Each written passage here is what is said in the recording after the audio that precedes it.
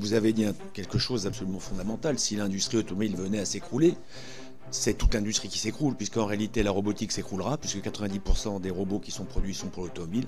C'est l'électronique de grande série qui va s'écrouler.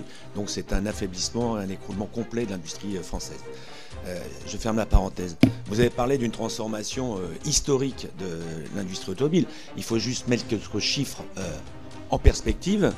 En 2019, on produisait 19 millions de voitures en Europe. En 2023, on en produit entre 14 et 15 millions. Et en 2035, on en produira certainement plus que 8 à 10 millions. Et quand on regarde aux perspectives de ça, il y aurait 250 millions de voitures à remplacer. Ce qui veut dire que l'industrie automobile européenne n'est plus en mesure, même à l'instant présent, de pouvoir remplacer ces 250 millions de voitures. Un autre élément chiffré qui est important aussi, parce que, si vous voulez, il y a quelque chose qui m'a plu tout à l'heure dans vos derniers propos, c'est que vous avez enfin parlé du client. Vous avez enfin parlé du client, et ce sera ma question, c'est au fond le client dans tout ça.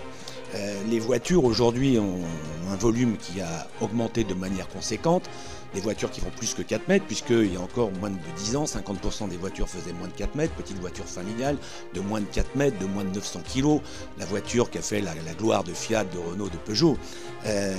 Ces voitures, ces grosses voitures électriques qui font 2 tonnes avec des pneus larges, aujourd'hui, créent une nouvelle pollution qui sont les pollutions aux micro-particules de caoutchouc.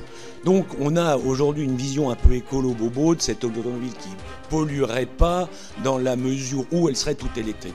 Mais si on regarde du point de vue de la chaîne, et ça a été évoqué tout à l'heure, de la chaîne totale de la pollution, bah oui, vous l'avez dit à juste titre, il y a les PFAS, les terres rares, il y a toutes ces choses-là, des batteries chinoises avec des panneaux photovoltaïques chinois, avec des éoliennes chinoises, tout ça pollue beaucoup. En réalité, ma première question est très courte, Monsieur le Président. Y aurait-il un indicateur marketing qui consiste à dire quelle est la pollution, ou tout au moins l'incidence écologique de cette voiture sur l'ensemble, tel qu'il pourrait y avoir dans l'agroalimentaire ABCDEF, qui permet aux clients de se dire ça c'est une voiture. Je pense qu'une Clio des années 80 est moins polluante qu'une grosse voiture chinoise des années 2025, certainement.